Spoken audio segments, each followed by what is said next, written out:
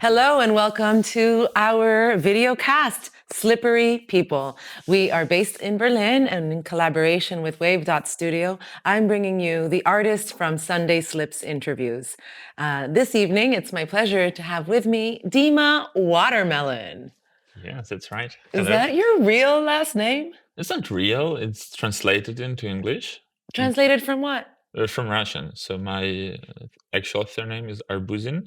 Arbuzin? Yes. That's how you say watermelon in Russian? Arbuz means watermelon, and in is just the ending that identifies that it's a surname. Oh. Right. So Arbuz was my nickname since 4 years old. And all my friends in Ukraine, back in Ukraine, they call me Arbuz. Even my mom sometimes calls me. So like when you were growing up, they're like, "What's up, watermelon?" Yeah. So it's my identity. No, seriously, I like Arbuz. It was even some of my good friends don't know my real name. So that's how common it used to be. But then since I moved out of Ukraine, it doesn't made any sense. But then since I started doing comedy, I was like, okay, because Dima Arbuz, it's hard to pronounce. It sounds like booze. It sounds like something negative. It does. Yeah, so Arbuz, it doesn't make much. Doesn't sounds give like you, it's missing something. Yeah, it doesn't give you a context. So I was thinking about it for like a couple of years. Then okay, watermelon. This is who I'm at. It was brilliant. Now I never forget your name. Exactly, and it's fun. It gives you already something to expect. Watermelon. Why wouldn't you want to go see Dima Watermelon to perform? Well, now that you mention it to our audience abroad, Dima is a stand-up comedian and also from Ukraine. This is interesting times for you, I'm sure. Yeah, as we can call him interesting. Yeah, there's interesting times in many places on the planet. But what was your first experience with Sunday Slips? With Sunday Slips? Yeah, I think since I started doing comedy in 2019. I think it was the beginning of 2019. You started before the pandemic. Yes, before I did like the full year before the pandemic. And then I think I signed up, or I looked what are open mics are there in Berlin, and Sunday Slips was one of the first ones I did. So, and it was also in the previous place upstairs. It was at Lagari. Lagari, and I just back then I lived just across the canal, so it was just 5 minutes walk for me. And since then I started. So, do you remember your first time signing up at Sunday Slips? I think it was show up to go up. It always is. Show up to sign up. Don't fucking message me. I don't remember my exact first time. But I think it was, I remember back then on Lagari where all the comedians, and I didn't know anyone, and I would come there and, just perform my first attempts to be funny. and I liked it. I liked it a lot. So I became regular back then because... What did you feel when you decided that you were going to take a chance and try out becoming a stand-up comedian? What was the emotional satisfaction or change that happened within you that made you say, you know what? I'm going to stick to this. I'm going to keep trying it. No, it was huge. It was huge for me back then because then I finally found myself, if it makes sense. Yes. Because I am a comedian by nature, I think. And then I just didn't know that I am a comedian. And then it took me some time to get to stand up and try it. And since I first time was on stage and said something funny and people laughed, I was like, okay, this is me. So you feel like the moment that, like, the first time you got on stage, whether it was good or bad, you were like, I found my path. Yeah, but it wasn't bad. This is also maybe... Oh, really? Look at this. No, but like it was enough to get this gratification and to get this validation. So of course it was bad in general. It has to be. But people loved, and it was for me. It was enough, So not about everything. My first set was not comedy, but people laughed. I knew it was storytelling more so than stand-up. But I got off that stage and I was like, I'm going to become a comedian. This is amazing. No, but I think I had a bit of advantage here because how I got into stand-up was through my previous work. So which was like I'm a software developer. So funny. Yeah, it is. It's all right. So, and I work in this hipster consultancy where everyone is young and progressive and perfect work environment, quote unquote. So at some point they did a team building exercise, and they sent us to a stand-up course, to stand-up class. Which course was this? It was, I don't know if you know her, it's a lady called Biliana. No, I don't. So she does this sustainable stand-up. I do know her actually very much. Yes, wonderful Belina, word. Belina, I think. Belina, and she does improv. Yeah, she does improv, but she also, I think she used to be a stand-up comedian, and now I think I met her first time at some conference or some event. No, she works a lot with corporations and helping people find confidence. Yeah, with companies, public speaking and everything. And our company, they sent 6 people as a team building exercise to her course, to her class. Yeah. And then and it was nice, actually. You go and you watch your colleagues do something funny, and then we also signed up. So we were like in the second herd. And then, so I had a bit of advantage that I had a like kind of 5-minute set when I started hitting open mics. Nice. Yeah. Did you feel, though, that advantage is interesting because at the same time, when you're a comedian, there's a lot of vulnerability and self-deprecation. How much of that do you want to do in front of your work colleagues?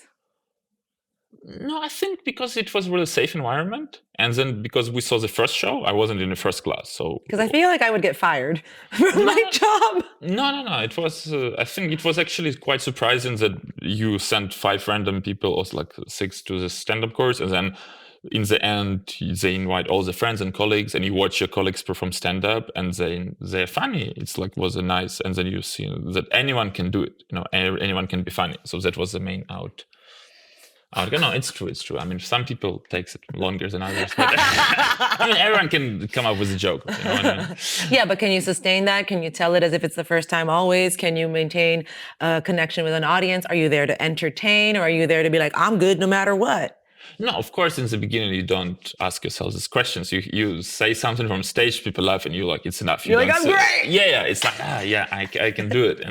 And also because it was so safe environment, because it's with your colleagues and friends, and of course, it was a lot of inside jokes, so it was funny by itself. But of course, then when I start hitting open mics, it's like got a bit of reality check on me, so I got a bit humbled afterwards. But then, it was still enough to keep going. And Good. Well, I'm glad that you continue doing comedy. I really enjoy your comedy, and I'm curious as to how you have grown in the past few years, because then the pandemic hit when you had just begun pursuing stand-up comedy. So during those lockdown moments, what did you do to continue your inspiration as a comedian or pursuing comedy as a path? Lockdown was a bit harsh for everyone it was wonderful. I felt great. Performing art, so it was a break, but it was. I feel like looking backwards, it was a healthy break because it gives you some time to think about. Is it what you want to do? But you had a few life changes during the pandemic. Didn't you get married? Yeah, I got married as well, so that was a big one. And now, my wife is a bit terrified that she's married to a comedian. She thought that she's getting married to a software developer because this was the sell.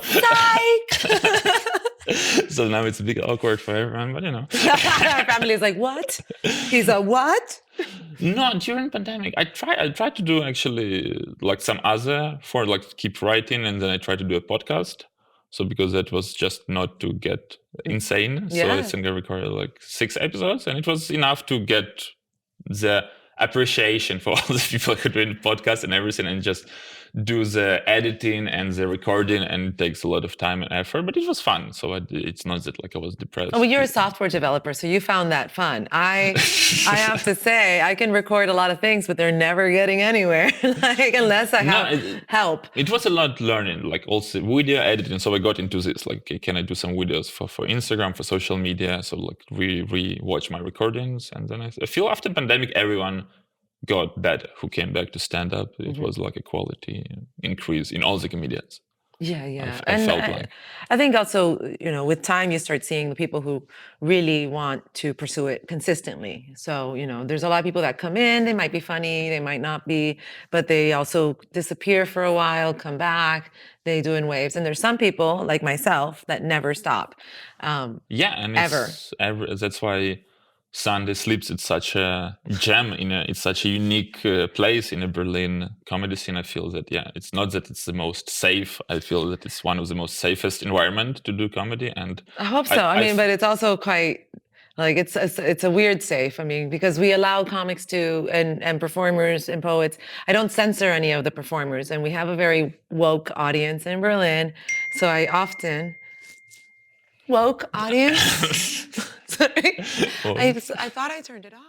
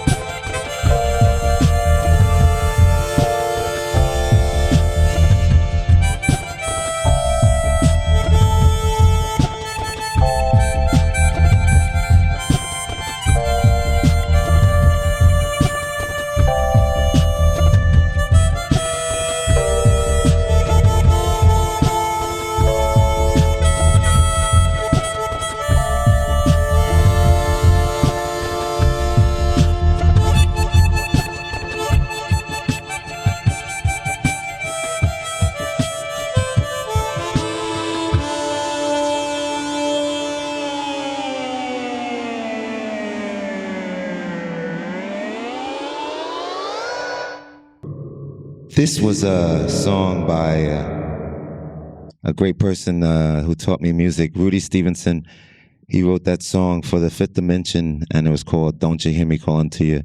But this is what I like about Sein, honestly, because you can, like, one of my most provocative sets I tried in Sein because it felt so safe and so good. But it's awoken. I think it's good because if you can bring your humor across your audience, then it can be funny anywhere else. So it's also a nice validation for you.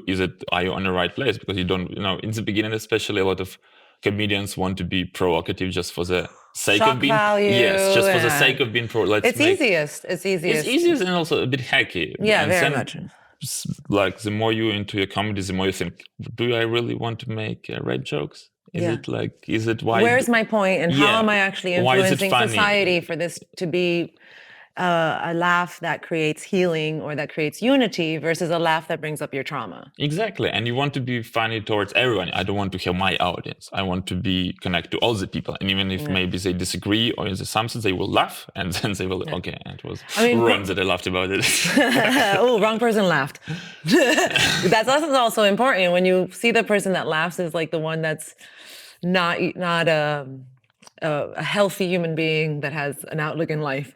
You know, if they're a very, I would say, for lack of a better word, somebody who is sexist, racist, or, you know, elitist, who starts laughing at a joke like with a lot of heart, you've got to think, is that really who I want laughing? Definitely. So for me, it was a really some validation. So that Sunday Slips, when people like shocked and, you know, see that, okay, maybe it's something I should think about because I don't have the same experience as these people. So maybe I like that you are saying that, because one of the things that I'm part of a theater company called the Theater of Others, and I trained with them back in New York City, and I recently became a member of their theater company.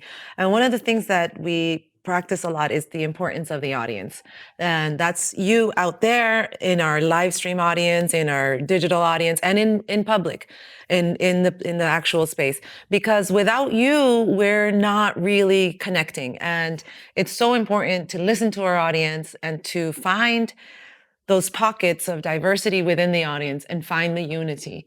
And we all come from different walks of life. So I learn from my audience a lot more than I learn from myself often.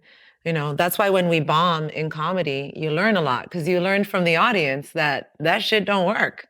No, definitely. It's like, I think I read it from George Carlin or someone that comedian writes a joke, but audience edits the joke. Exactly. So there is this edit part, which is very important because you go there, you want to be funny, but then something doesn't land and you want to say, okay, this is. And sometimes it's just a tweaking of a word or a placement or a hold, and you learn that from the audience. Yeah, exactly. So I think audience, like I'm not one of those comedians who like, okay, I don't like this room, I bomb there, I won't go there. For me, it's the other way around. If this room is tough for some reason, I will try to go there more often. Yeah, I like tough rooms. I like tough rooms better than I like. That's fun. You don't want to like kill all the time. I think that makes you not a good comedian. Dima, you're a masochist. The Ukrainian side is showing. Yeah, we can take abuse. Yeah.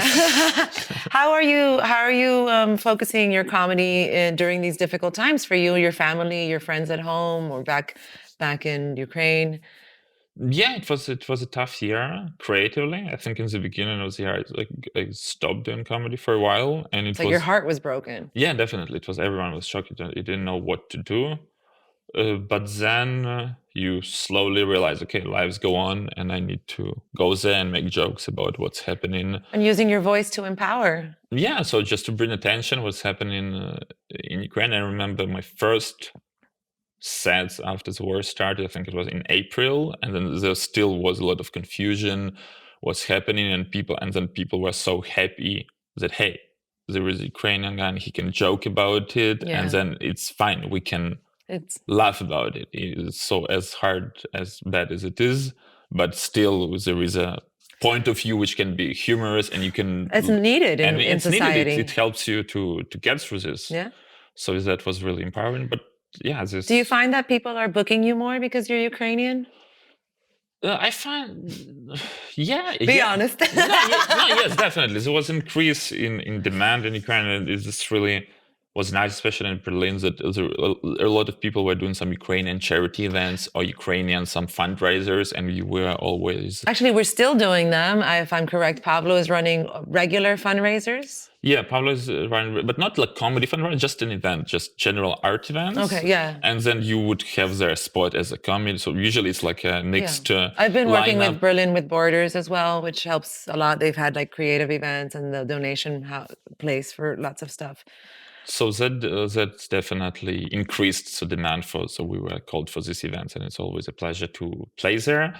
But it also was a bit difficult because crowds in these events, usually it's a bit more serious, a bit sad, so you cannot just go and joke. So you need to also be sensitive in which room you're working. If it's like a lot of refugees, I would maybe not do my like dark jokes about. Really? Don't you think that they could probably laugh louder? Not if they just came. Oh. So if you need like some if they're still pretty much in PTSD, like if they're still in basically, if trauma and shock. because for me it's also not really correct to laugh about everything because I haven't experienced the war, right? No, you weren't. You were here. Yeah, I was here, and it was still hard, and everything. My family is there. My mom now is here, but it's still not the same as for the person who is just fleeing. Yeah, fleeing for like 3, crossing the border by foot, hiding in a bomb shelter. So it's different, and then you can feel that we do this. There is a show, anti-war show at Space Medusa. Every Thursday, and there you can feel this. So it's interesting, and it's a nice challenge for comedy because in the end of the day, you want to bring people joy and you don't want to re-traumatize them. Yeah. I think this goes to... Which is, again, where your joke writing goes. If it's a good enough joke, you're not re-traumatizing them. You're almost, finding a loop that heals and helps talk about difficult things. You also ended up going to Edinburgh Fringe this year. How was that experience for you? I believe it was your first Fringe. Yes, it was my first Fringe. And we went together with Pavlo, another comedian from Ukraine. And we bring one, like initially I didn't plan to go there, or because you need to plan Fringe ahead of time. Yeah, 1 year. It's expensive. And at least half a year. And of course, I didn't plan, but then in summer, I was like, okay, I will have a vacation. Maybe I want to go there as an audience member, just to check it, I just want to throw my money away. No, but just just to see what's happening, just to see how it's done. So for next year, I'm prepared. And then I think it's another comedian, Oleg, the Deniso, who just moved here from Russia. So and he was the one that has a Sunday show. Sunday show, yeah. Sunday show. Everyone's welcome. Everyone's welcome. There's space for everyone. We're lifting the community. Actually, he offered, said, "Hey guys, I can help you with the venue. You should put the Ukrainian fundraiser show because we did a couple of those before in Berlin, and they were like a good hit. Just Ukrainian comedians, me and Pablo, and a couple of refugee comedians from Ukraine. So that was nice. And he was like, "Yeah, you should do it." And then, we just started communicating and we did one-time show at Fringe just to try it out. So it was an interesting experience. Yeah, we lost a lot of money. I heard that you were written up in a newspaper at Fringe. Yeah, I mean, Stuart Lee came to see our show. So that was a highlight and that actually kind of made it worse money-wise, the investment. So it was fun. On the first day of Fringe, I met Stuart Lee in a bar, and then we just have a little small talk, and he was really nice and open-minded about everything. And he just came to see our show and then gave us a shout out in The Guardian in his personal blog. So it was nice. It was nice. Yeah. I mean, my hometown needed to be bombed for this, but but whatever it takes. Whatever it takes. Whatever it takes to make it. So let me ask you a question. What would you tell, being in the place that you are now, creatively, married, economically, how you're pursuing your life, what is advice that you would give your younger self? My younger self, I would give advice to not Baby Watermelon. What would you tell? Live creative lifestyle, because I think this leave or leave? Live, not leave, but live. Live creative and pursue more creative lifestyle, and whatever creativity you have in you, you need to nurture that, and because it's really fulfilling.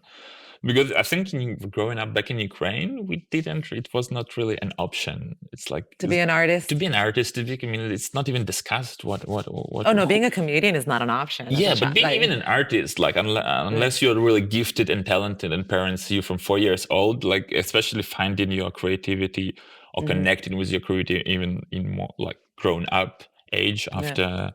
Which is 20 in Ukraine. That's grown-up age? Yeah, you finish university at 21, I think. Wow. Or like in 23, if you do masters.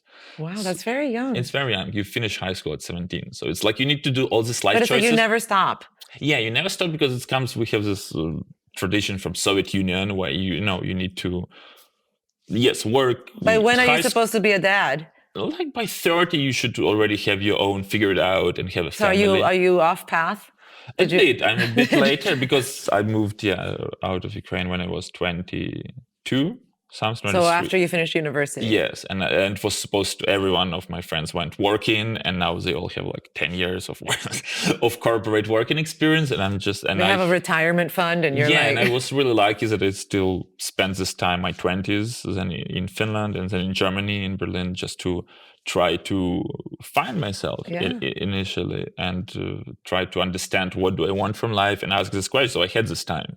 And when in Ukraine, the life kind of puts you in this position that a lot of people don't think about it. What do they want from life? Yeah, it's social programming. Many countries have it. And then by 30s, when you fully developed, you realize that, okay, I already have broken marriage, two kids, some jobs that I hate. I give you half of my money. and I don't like it. But then there is no way out of it. So I think I got lucky in this way that I had this time just studying in Europe and like just fucking around. Good for you. To understand that, okay, I want to do comedy. I want to be creative. Yeah. So that was really nice. So what's next on your what's in the projects for the future? For the future now, we wanted to do like from February to take our show with Paulo on tour around Europe, and then next year I want to try comedy, maybe not full time, but much like reduce my. What does your wife think about that? She's not. She's, no. It's a bit awkward at home. It's like, okay, I want to be a comedian. All right. So, but also my mom. It was just recently because I did this like stand-up TV show in Romania. Oh yes, I've heard about this competition. So yes, they run like kind of voice or X Factor style stand-up. But it was in English? Yeah, you can perform in English, but it's in Romanian TV, and you compete with other comedians from Romania who speak Romanian to the audience that laughs. Yes, but this audience is like paid audience who like TV shows, so they put laughter on track afterwards. So it's not a real. You like, hear a laughter track when you're on stage? No. You hear silence. You perform to dead crowds. This was one of most horrific experiences I've had as a performer, especially because they have this. They don't see you as a judge. They were judges, they were like legends of Romanian stand-up TV, and they don't see you like in voice. Legends of Romanian stand-up, only known in Romania. Exactly. No, it's a nice show. It was a cool experience to see how to do stand-up on TV. Mm-hmm. So it's completely different. But then they put, in the end, it comes out nice because the editors and everything, they put. So you have a video to show people from that experience? Yes, I have a video, which I'm not that proud of, but it's still. But I showed it, like I recently told my mom, who is now in Berlin. So I was like, okay, and so next year I want to be like full-time comedian. And she was like, I don't think, are you sure? And then I was like, look, Mom, I was on TV in Romania, and I showed you this clip, and she looked. Did you get paid for this? No. Oh, yeah, you should tell your mom that. I got a free trip to Romania, and they put us in a 2-star hotel. Oh, God. That's part of the thing people don't realize. Like, touring is difficult, and it's not always glamorous, and it is draining. And it's that stage time does give us a lot of energy, but getting into the airport and the shitty hotel or the B&B that doesn't have the door open yet, and you have to wait. Don't spoil it. Don't ruin it for me. I still have this fantasies, romanticizing. I'm going to be on road, but we're going to have a tour van. Yeah, tour van and groupies and everyone. That's the lifestyle, which going to be. But no, I showed this clip to my mom, and she looked at it, and she laughed a bit, and she was like, "Did you write it yourself?" She's nice. So once she sees that, okay, he's on TVs, and it's like changes a bit the attitude, but not with my wife. She knows that I was not getting paid. All right. So where can we find you in Berlin outside of Sunday Slips when he shows up to sign up? So I run my own also show, but it's open air show. It's like a summer show. This Midweek Crisis. And it's a showcase or it's an open mic? It's an open mic. So it's an open mic. I'm a big believer. So if you do comedy like semi-profession or something, you need to run open mics. Yeah, you learn a lot. And also learn a lot, but also to give other comedians and artists opportunity to perform. Because some people say, okay, we run only showcases. Well, I mean, I'm a big believer that you should pay your talent. So if it's an open mic, that's fine because they're signing up. But if you're doing a showcase, you should pay every single No, person on there. definitely. Yeah. No, I think I'm also. I'm not saying that to you. I'm saying it to the Berlin scene. No, I agree with you. And I think last year I was paying the headliner. I was able to pay because money was good from donations, and I was okay. I don't, you feel like a bit. Yeah, it's good wrong. to pay the headliner of a show, of an open mic. But then this year, the donations were not that good because I think people after pandemic. You're not using your Ukrainian card. No, I used it, but still people were a bit, there is a certain amount of Ukrainian shows you can do. Just cry. Because, people also get a bit tired of the war. So, but as I was saying, they don't get tired of Narcos. Narcos? I mean, it's a good content, Also, Ukraine is a good content. Exhausting. It is exhausting. No, Instagram, and then, I think, let's see, I don't have any online So projects. are you a TikToker? Not yet. I don't know if I want to be, No, I don't know either. I'm asking for advice. No, I'm not a TikToker because now I feel like it ruins the comedy a bit. And now if I go on Instagram and I see this I need to scroll down through 10 comedians doing shitty crowd work with a shitty quality camera. Hey, what's your name? Yeah, it's like... Sorry, I cannot. I don't want to be this guy, maybe. And I think... there was this wave where you could build your following on this, but I think it's too many people got on the wave. Yeah, so now you need to think about some. So I'm thinking about what to do online, maybe sketches, maybe everything. Sketches are fun. I love that. But it's much more production quality. So that's why everyone goes with crowd work. Just to let you know, here at Wave.studios, we have an amazing green screen for some great sketches. No, this looks good. This tree is nice.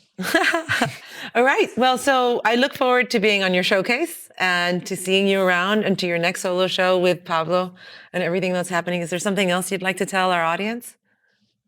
Just, support Ukraine and, come to see me live perform. It will be fun. You won't regret. Absolutely. And come to Sunday Sleeps. That's one of the best things you can do on Sunday night. On Sunday night. This is Dima Watermelon. I'm Liliana Velasquez, and we have great thank you to Wave Dots for collaborating with us in making this project reality. And we see you next week.